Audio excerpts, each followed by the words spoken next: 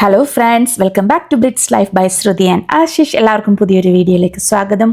അപ്പോൾ കഴിഞ്ഞൊരു വീഡിയോയിൽ ഞാൻ പറഞ്ഞതുപോലെ പാർട്ട് 1 and 2 യൂറോപ്യൻ ട്രിപ്പിൻ്റെ അയോണ ക്രൂയിസ് ഷിപ്പിൻ്റെ വീഡിയോസ് ഇട്ടിട്ടുണ്ടായിരുന്നു.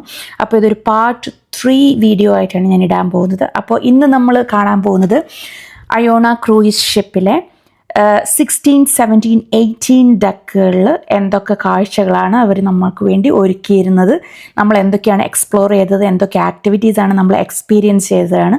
അപ്പോൾ ഇതാണ് 16th ഫ്ലോർ വരുന്നത്. 16th ഫ്ലോറിൻ്റെ ഒരു സൈഡ് ഫുൾ ക്യാബിനാണ് വരുന്നത്.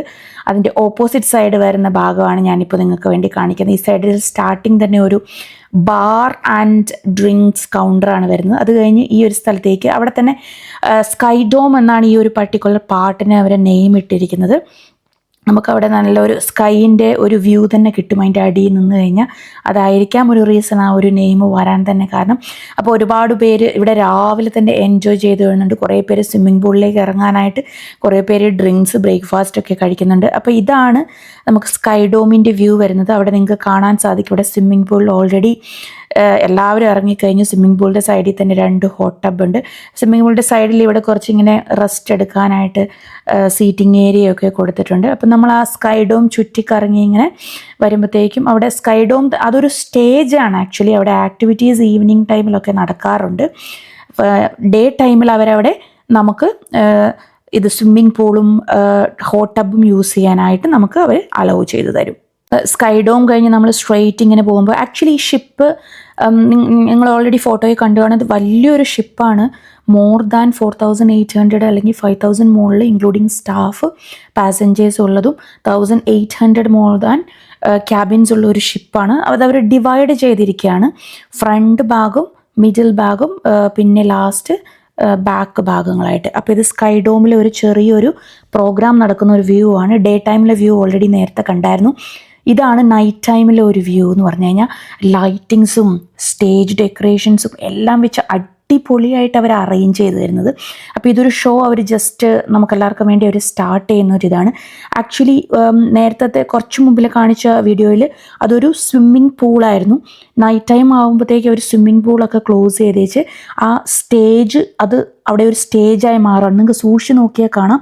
ആ സ്റ്റേജ് ചെറുതായി അപ്പുറ സൈഡിൽ നിന്നും ഇപ്പുറ സൈഡിൽ നിന്നും കൂടെ ആ സ്വിമ്മിംഗ് പൂളിനെ കവർ ചെയ്ത് കഴിഞ്ഞിട്ട് അതൊരു പ്രോപ്പർ ഒരു സ്റ്റേജ് ഷോയ്ക്ക് വേണ്ടിയായി മാറുകയാണ്. ശരിക്കും ഈ ഒരു ഷിപ്പിൻ്റെ ഉള്ളിൽ ഇങ്ങനെയൊക്കെ ചെയ്യാൻ സാധിക്കും, അല്ലെങ്കിൽ ഇത്രയും ആക്ടിവിറ്റീസ്, ഇത്രയും കാര്യങ്ങൾ ഈ ഷിപ്പിൻ്റെ ഉള്ളിൽ ഇങ്ങനെയൊക്കെ ഉണ്ടെന്ന് മനസ്സിലാവും നമ്മൾ അവിടേക്ക് ചെല്ലുമ്പോഴാണ്. അപ്പോൾ ആ ഒരു പ്രോഗ്രാം നടക്കുന്ന സ്ഥലത്ത് നിന്ന് നമ്മൾ നേരെ സ്ട്രെയിറ്റ് പോയിട്ട് കഴിഞ്ഞിട്ടുണ്ടെങ്കിൽ ഹൊറൈസൺ റെസ്റ്റോറൻ്റ് ആണ്. ഹൊറൈസൺ റെസ്റ്റോറൻറ്റ് വരുന്നത് നമ്മുടെ പാക്കേജിൽ ഇൻക്ലൂഡഡ് ആയ ഒരു റെസ്റ്റോറൻ്റ് ആണ്. ഏകദേശം മോർ ദാൻ 500+ സീറ്റിംഗ് ഉള്ളൊരു റെസ്റ്റോറൻ്റ് ആണ്. അപ്പോൾ ഞാൻ ജസ്റ്റ് ഒരു ഭാഗം മാത്രമേ ഷൂട്ട് ചെയ്തിട്ടുള്ളൂ. കാരണം ആ ക്ലോസ് ആയ ഒരു സൈഡാണ് ഞാൻ ഷൂട്ട് ചെയ്തത്. അപ്പോൾ ഒരു ഭാഗം അവർ ക്ലോസ് ചെയ്യുമ്പോൾ അപ്പുറത്തെ ഭാഗം അവർ ഓപ്പൺ ചെയ്യും. ഈ ഒരു റെസ്റ്റോറൻറ്റിനെ അവർ 4 ആയിട്ട് ഡിവൈഡ് ചെയ്തിരിക്കുകയാണ്. അപ്പോൾ ഈ ഹൊറൈസൺ റെസ്റ്റോറൻറ്റിൽ ഫുൾ എക്സ്പെഷ്യലി നമുക്ക് എടുത്തു പറയേണ്ട ഒരു കാര്യം എന്ന് വെച്ചാൽ എല്ലാ അവിടുത്തെ ഷെഫുകളും സ്റ്റാഫുകളും ഫുൾ ഓൾമോസ്റ്റ് മലയാളികളായിരുന്നു. ഏകദേശം ഒരു ഫ്യൂ ആൾക്കാരെ മാത്രമേ നമ്മൾ ഫിലിപ്പീൻസിനെ കണ്ടിട്ടുള്ളൂ. അപ്പോൾ നമുക്ക് മലയാളീസിനെ കാണുമ്പോൾ തന്നെ ഒരു സന്തോഷമായിരുന്നു. അതുപോലെ തന്നെ ഫുഡ് ഒരു രക്ഷയില്ലാത്ത ഫുഡായിരുന്നു. അത്രയും നമ്മൾ എൻജോയ് ചെയ്തു. നമുക്ക് എത്ര വേണമെങ്കിലും ഫുഡ് കഴിക്കാം. അൺലിമിറ്റഡ് ഫുഡാണ്. എപ്പോൾ വേണമെങ്കിലും നമുക്ക് ചെല്ലാം. ഓൾമോസ്റ്റ് രാവിലെ 6 o'clock സ്റ്റാർട്ട് ചെയ്ത് കഴിഞ്ഞിട്ടുണ്ടെങ്കിൽ നെക്സ്റ്റ് മോർണിംഗ്, അതായത് 2 o'clock ഏർലി മോർണിംഗ് ആണ് അവരത് ക്ലോസ് ചെയ്യത്തുള്ളൂ. അതുപോലെ ഫുഡ് എന്ന് പറഞ്ഞാൽ നമുക്ക് എടുത്തു പറയേണ്ട ഫുഡായിരുന്നു. ശരിക്കും നമുക്ക് എൻജോയ് ചെയ്ത് കഴിക്കാൻ പറ്റി. ഏറ്റവും കൂടുതൽ നമുക്ക് തിരിച്ചു വന്നതിന് ശേഷം മിസ് ചെയ്യുന്ന ഒരു കാര്യം ഫുഡ് തന്നെയാണ് ഏറ്റവും പ്രധാനപ്പെട്ടതെന്ന് പറയേണ്ടത്. ഇംഗ്ലീഷുകാരായാലും പല രാജ്യത്തു നിന്നുള്ള ആൾക്കാരുണ്ടായിരുന്നു പാസഞ്ചേഴ്സായിട്ട്. എല്ലാവരും എൻജോയ് ചെയ്ത മോസ്റ്റ് ഒരു കാര്യം എന്ന് പറഞ്ഞു കഴിഞ്ഞാൽ ഫുഡായിരിക്കും. അപ്പം ഇതെങ്ങനെയാണ് അവർ ചെയ്യുന്നതെന്ന് വെച്ച് കഴിഞ്ഞാൽ ഒരു 4 ആയി ഡിവൈഡ് ചെയ്ത റെസ്റ്റോറൻറ്റിനെ ഒരു ഭാഗം അവർ സ്റ്റാർട്ടിങ് ബ്രേക്ക്ഫാസ്റ്റ് തൊട്ട് സ്റ്റാർട്ട് ചെയ്ത് കഴിഞ്ഞിട്ടുണ്ടെങ്കിൽ 6 o'clock തൊട്ട് 11 o'clock വരെ ആയിരുന്നു ബ്രേക്ക്ഫാസ്റ്റ് ടൈം. അപ്പോൾ ഏകദേശം ഒരു 9:30 ആകുമ്പോൾ അവർ അടുത്ത ഭാഗത്ത് അവർ സ്റ്റാർട്ട് ചെയ്യും. ഈ ഒരു ഭാഗം ക്ലീൻ ചെയ്യാൻ വേണ്ടിയിട്ട് അടുത്ത നെക്സ്റ്റ് സെക്ഷൻ ഓപ്പൺ ചെയ്ത് ഈ സെക്ഷൻ ക്ലോസ് ചെയ്യും. അങ്ങനെ അവർ ക്ലീനിങ്ങും അതുപോലെ നെക്സ്റ്റ് ഡിന്നറിലേക്കുള്ളത് അല്ലെങ്കിൽ ലഞ്ചിലേക്കുള്ളത് സ്നാക്സിലേക്കുള്ളതെല്ലാം അടുത്ത ഭാഗത്തേക്ക് അവർ റെഡിയാക്കുമായിരുന്നു. അപ്പോൾ ഹൊറൈസൺ റെസ്റ്റോറൻറ്റിൻ്റെ തൊട്ട് പുറകിലായിട്ട് അവിടുന്ന് നേരെ നമുക്ക് ഏറ്റവും ബാക്ക് സെക്ഷനിലേക്ക് വന്നു കഴിഞ്ഞിട്ടുണ്ടെങ്കിൽ ഇൻഫിനിറ്റി പൂൾ ആൻഡ് ബാർ സെറ്റപ്പാണ് ഈ കാണുന്നത്. അപ്പം അവിടെ ജസ്റ്റ് ഒരു പ്രോഗ്രാം നടന്നുകൊണ്ടിരിക്കുകയാണ്. അപ്പോൾ എല്ലാ ഭാഗത്തായാലും എല്ലാ ഡക്കിലുമില്ല, ചില ഡക്കിൽ മാത്രമേ പ്രോഗ്രാംസ് നടക്കുന്നുള്ളൂ. അതിൽ സ്കൈഡോമിൽ പ്രോഗ്രാം ഉണ്ടാവും, ഇൻഫിനിറ്റി പൂൾ ബാറിൽ ഒരു പ്രോഗ്രാം നടക്കുന്നുണ്ടാവും. അപ്പോൾ ഇൻഫിനിറ്റി പൂൾ ബാറിലെ ഒരു വ്യൂ ആണിത്. അവിടെ ഒരു ഷോ നടന്നുകൊണ്ടിരിക്കുകയായിരുന്നു ഞങ്ങൾ ചെന്നപ്പോഴത്തേക്കും. ജസ്റ്റ് നമുക്കൊരു വെൽക്കം ഒരു പാർട്ടി ആയിട്ടാണ് അവരത് സ്റ്റാർട്ട് ചെയ്തത്. അപ്പം എല്ലാവരും ഞാനിപ്പോൾ നിൽക്കുന്നത് 17 ഡെക്കിലാണ്. അപ്പോൾ 16 ഡെക്കും 17 ഡെക്കിലും ഒരുമിച്ച് ആക്സസ് ഉണ്ട്. അപ്പോൾ നിങ്ങൾക്ക് കാണാൻ സാധിക്കും, അടിപൊളി ഒരു വ്യൂ ആണ്. സൗത്താംപ്ടൺ പോർട്ടാണിത്. അവിടെ നെക്സ്റ്റ് വേറെ ഏതോ ഒരു ഷിപ്പ് MSC ആണെന്ന് തോന്നുന്നു അവിടെ ബോർഡിങ് നടന്നുകൊണ്ടിരിക്കുകയാണ്. അപ്പോൾ എല്ലാവരും ഇവിടെ കൂടിയിട്ടുണ്ട് കാഴ്ചകൾ കാണാനായിട്ടും. അപ്പോൾ ഇത് 17 ഡെക്കിൽ നിന്നുള്ളൊരു വ്യൂ ആണ്. 2 ഇൻഫിനിറ്റി പൂളുകളാണുള്ളത്, 16 ഡെക്കിലൊന്ന് 17 ഡെക്കിലൊന്ന്. ഓൾറെഡി അവിടെ ഫുള്ളാണ്. നമ്മൾ ബോർഡ് ചെയ്ത് കഴിഞ്ഞ് ഏകദേശം 1 hour 2 hour ആയതേ ഉള്ളൂ. അപ്പോഴേക്കും ഫുള്ളായിട്ട് ഇൻഫിനിറ്റി പൂളുകളും അതുപോലെ ഡക്കുകളായാലും പ്രോഗ്രാംസ് നടക്കുന്നവർക്ക് സീറ്റിംഗ് എല്ലാം ഫുള്ളായിരുന്നു. ഹോട്ട് ടബുകൾ ഉണ്ടായിരുന്നു, ഏകദേശം 6 ഹോട്ട് ടബ് ഉണ്ട് മൊത്തത്തിൽ ഫ്രീ ആക്സസ് ഉള്ളത്. എല്ലാം കുട്ടികളും വലിയവരും ഒക്കെ അവിടെ ഓൾറെഡി ആക്സസ് ചെയ്ത് കഴിഞ്ഞിരുന്നു. അപ്പം ഇത് നമ്മൾ പിന്നെ 16 ഡക്കിൽ നിന്ന് ഇൻഫിനിറ്റി പൂളിൻ്റെ സൈഡിലേക്ക് വരുമ്പോൾ ഒരു വാക്കിംഗ് പാത്താണ്. അപ്പം ജോഗിങ് ചെയ്യേണ്ടവർക്ക് അല്ലെങ്കിൽ വാക്കിംഗ് ചെയ്യേണ്ടവർക്ക് റിലാക്സ് ചെയ്യേണ്ടവർക്കൊക്കെ ഇതിലെ ജസ്റ്റ് അടിപൊളി ഒരു വ്യൂ ആണ്. അവിടെ തന്നെ ഒരു പൂൾ ബാർ സെറ്റപ്പ് ചെയ്തിട്ടുണ്ട്. അപ്പോൾ അവിടെ ഡേ ടൈമിൽ അത് ഓപ്പൺ ചെയ്തിട്ടില്ല, നൈറ്റ് ടൈമിൽ മാത്രമേ ഓപ്പൺ ചെയ്തിട്ടുള്ളൂ. ഡ്രിങ്ക്സ് ഒക്കെ എടുത്തിട്ട് വന്നിട്ട് ഇൻഫിനിറ്റി പൂളിൽ ഇറങ്ങാനും അവിടെ ഇരുന്ന് എൻജോയ് ചെയ്യാനും വർത്താനം പറയാനും റിലാക്സ് ചെയ്യാനും ബുക്ക് റീഡ് ചെയ്യാനും എല്ലാം ഉണ്ട്. അപ്പം ഡേ ടൈമിൽ ഒരു ഇൻഫിനിറ്റി പൂളിൻ്റെ വ്യൂ ആണിത്. അടിപൊളിയാണ്, ഒരു രക്ഷയില്ല. നമുക്ക് ജസ്റ്റ് ഒരു ദിവസം മാത്രമേ അവിടെ പോകാൻ സാധിച്ചുള്ളൂ. ഓൾ ടൈം അവിടെ ഫുൾ ബിസി ആയിരിക്കും. പിന്നെ നമ്മൾ ബാക്കി കാഴ്ചകളൊക്കെ കണ്ട് എൻജോയ് ചെയ്ത് നടക്കാനിടയ്ക്ക് പൂളിൽ ഇറങ്ങുക മാത്രമല്ലല്ലോ നമുക്ക് മുഖ്യമായിട്ടുള്ളത്. അപ്പോൾ എന്തായാലും നമ്മൾ എൻജോയ് ചെയ്തു, നമ്മൾ ഒന്നും വിട്ടിട്ടില്ല. അപ്പോൾ ഡക്കിൻ്റെ സൈഡ് ഭാഗങ്ങളിലുള്ള വ്യൂസാണ് ഇതെല്ലാം. ഇവിടെ ഇപ്പോൾ ആരെയും നമുക്ക് കാണുന്നില്ല, കാരണം കുറച്ച് തണുപ്പായിരുന്നു. പിന്നെ എല്ലാവരും പൂളിലും പ്രോഗ്രാംസൊക്കെ എൻജോയ് ചെയ്തിരിക്കുകയാണ്. സമ്മർ ആകുമ്പോൾ ചിലപ്പം ഒരുപാട് ആൾക്കാർ ഇവിടെ വന്ന് എൻജോയ് ചെയ്യാൻ അല്ലെങ്കിൽ കുറച്ചും കൂടെ ഏകദേശം ഉച്ച ടൈമൊക്കെ ആകുമ്പോഴത്തേക്കും ഒരുപാട് ആൾക്കാരുണ്ടായിരുന്നു. അപ്പം ജസ്റ്റ് നമുക്ക് ഒരിക്കലും ബോറടിക്കത്തില്ല എന്നുള്ളതാണ്. നമ്മൾ ഈ 8 ദിവസം ഈ ഷിപ്പിൻ്റെ ഉള്ളിലായിരുന്നിട്ട് ഒരു ദിവസം പോലും അല്ലെങ്കിൽ ഒരു 5 മിനിറ്റ് 1 മിനിറ്റ് പോലും നമുക്ക് ബോറടിക്കുന്ന ആയിട്ട് നമുക്ക് തോന്നിയിട്ടില്ല. അത്രയും നമ്മൾ എൻജോയ് ചെയ്തു. അത്രയും ഗംഭീരമായിട്ടാണ് അവർ നമുക്ക് വേണ്ടിയുള്ള ഒരു വെക്കേഷൻ അവർ അറേഞ്ച് ചെയ്തിരിക്കുന്നതെന്ന് വേണം പറയാൻ.